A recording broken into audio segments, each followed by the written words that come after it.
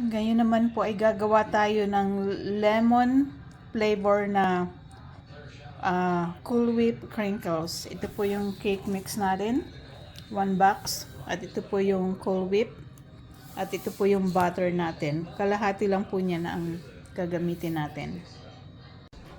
Ayan po mga kaibigan, tapos ko na siyang imekos-mekos at ilalagay ko na po siya ng 30 minutes sa fridge para po maging firm bago po siya isi-shape ng bola-bola. Ito po mga kaibigan, after 30 minutes na nilagay ko po siya sa freezer, medyo matigas na po siya, kaya i-bake ko na po. Ayan, ilalagay ko na dyan. Ayan po mga kaibigan, ilagay ko na po sa oven. At i-oven po natin yan sa 350 Fahrenheit. At timer po natin siya ng 12 minutes. Sobrahan. Ayan po. Tingnan nyo po mga kaibigan, ang ganda po ng pagkaka-bake niya. Ayan. Nilagay ko po siya sa cooling rack. At ito na po mga kaibigan yung ating Cool Whip lemon crinkles flavor. Ayan, titikman na po natin siya. Kain po tayo.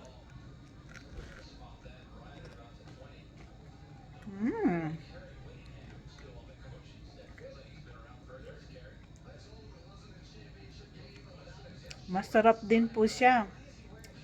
Grabe. Walang kahirap-hirap paggawa ng crinkles. Gawin niyo po ito mga kaibigan sa Pasko sa Pinas at siguradong papatok po ito sa takilya. Sa sobrang sarap niya at creamy siya. Mas favorite ko po yung strawberry flavor at ito po yung second favorite ko, yung lemon crinkles. Ang sarap. Ang magkagandahan po mga kaibigan sa ating cake mix, pwede nyo po siyang iba-ibang flavor ang gawin nyo at sobrang dali lang at lasang-lasa po talaga yung lemon niya. Sobrang sarap.